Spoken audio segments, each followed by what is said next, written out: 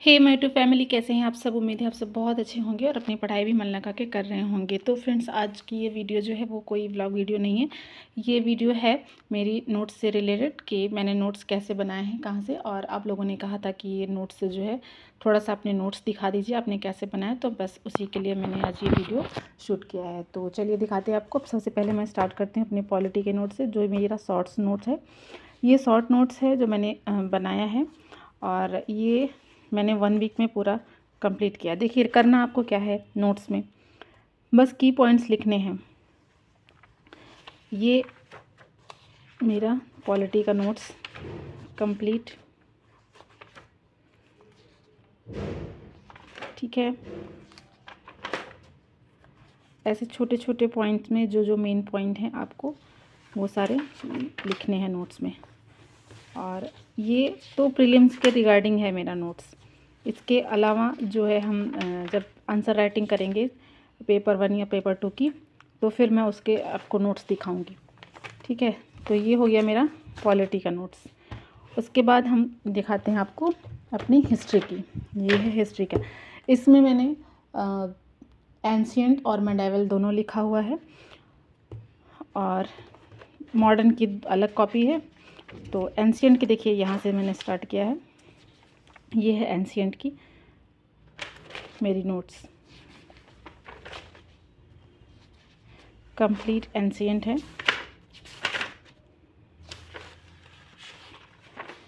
आपको नोट्स में लिखना क्या है वो चीज़ें आपको तब पता चलेंगी जब आप PYQs को बार बार आप एनालिसिस करेंगे।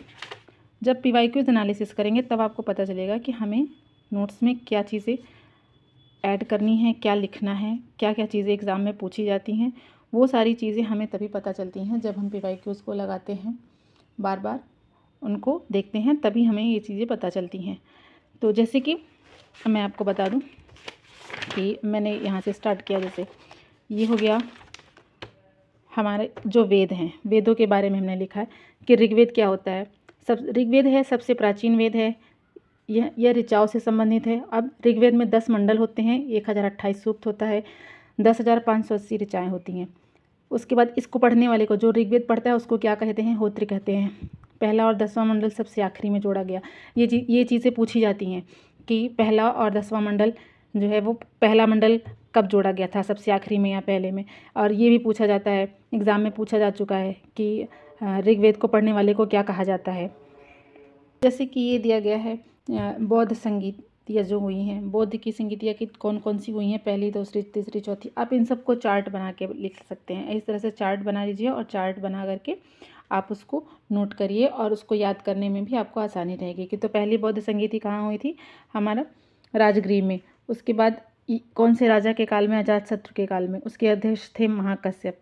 दूसरी हुई थी वैशाली में, कालाशोक के समय में, और उस समय अध्यक्ष कौन थे, साबक मीर। तीसरी हुई थी पाटलिपुत्र में, उस समय भी राजा कौन, उस समय थे अशोक। दूसरी में कालाशोक, तीसरे में अशोक, ठीक है।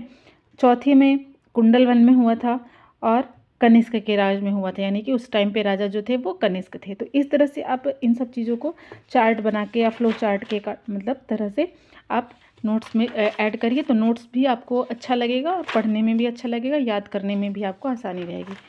तो और इसी में मैंने, जैसे कि ये मेरा यहाँ तक ये हो गया था, यहाँ तक मैंने किया है। उसके बाद फिर इसी कॉपी में मैंने दूसरी तरफ से ये मेडावल किया हुआ है। ये देखिए, ये मेरी मेडावल हिस्ट्री की नोट्स है, जो कि मैंने इसको अभी किया है, कंप्लीट हो गई है ये भी मेरी। और अब दिखाते हैं आपको मेरी मॉडर्न हिस्ट्री की। ये है मेरी मॉडर्न हिस्ट्री की नोट्स, जो कि यहाँ से स्टार्ट है।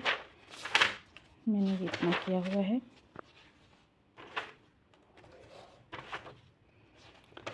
पूरा एक एक चैप्टर वाइज स्टार्ट किया है, स्पेक्ट्रम से, कुछ यूट्यूब से, कुछ स्पेक्ट्रम से, दोनों मिला करके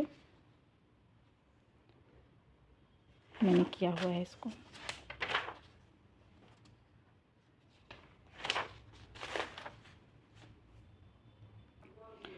और इसके अलावा ये हो गई मेरी मॉडर्न हिस्ट्री।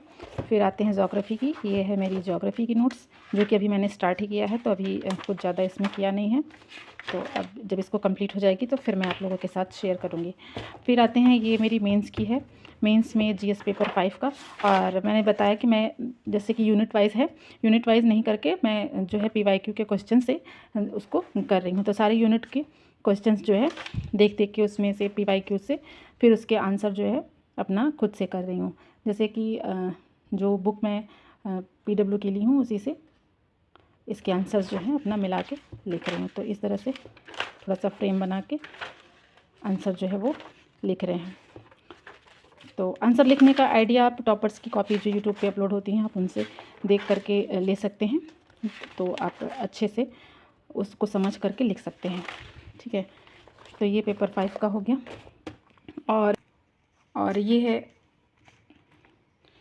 मेरी इकॉनमी की, जो कि ये मेरी पुरानी नोट्स है, मैंने अभी इसमें अपडेटेड नहीं किया हुआ है। ये इकॉनमी की मेरी नोट्स है। और उसके बाद नेक्स्ट है मेरी एनवायरनमेंट की। ये है एनवायरनमेंट की नोट्स इस तरह से। और उसके बाद ये है आर्ट एंड कल्चर की, जो कि चूहा खा लिया है मेरा थोड़ा सा। ये है आर्ट एंड कल्चर की बुक, सॉरी नोट्स, जो कि मैंने खुद से किया है आर्ट एंड कल्चर की बुक से। आर्ट एंड कल्चर के लिए मैंने नितिन सिंघानिया पढ़ी है, उसी से मैंने ये नोट्स बनाए हैं, नितिन सिंघानिया की बुक से ही। थोड़ी सी मोटी पड़ती है, लेकिन आपको पूरा नहीं पढ़ना है, जो जो इम्पोर्टेंट टॉपिक हैं बस उन्हीं को पढ़ना है। और पढ़ के मेन पॉइंट को मैंने लिखा हुआ है, जैसे कि ये सब जितनी भी शैलियाँ हैं सल्तनत काल में कौन कौन सी शैली थी, दिल्ली के 7 शहर, उसके बाद कौन कौन सी वास्तुकला हमारी चली उसमें, जैसे कि जौनपुर शैली हो गई, इंडो गॉथिक शैली, नौ रोमन शैली जो है, ये सारी शैलियाँ हैं, ठीक है। और उत्तर और मध्य भारत में कौन कौन से मंदिर, जैसे दशावतार मंदिर, खजुराहो समूह के मंदिर हैं, पश्चिम भारत के, पूर्वी भारत के, ठीक है, द्रविड़ शैली, ये सारी चीज़ें तो मतलब कि पीवाईक्यूज़ में देख करके इम्पॉर्टेंट चीज़ें हैं, बस वही चीज़ें मैंने इसमें नोट की है।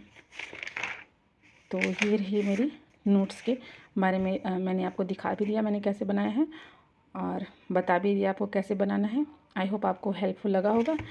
तो अगर वीडियो हेल्पफुल लगी हो तो वीडियो को लाइक कर दीजिएगा, चैनल पर नया सब्सक्राइब करिएगा। मिलते हैं नेक्स्ट वीडियो में, तब तक के लिए बाय बाय।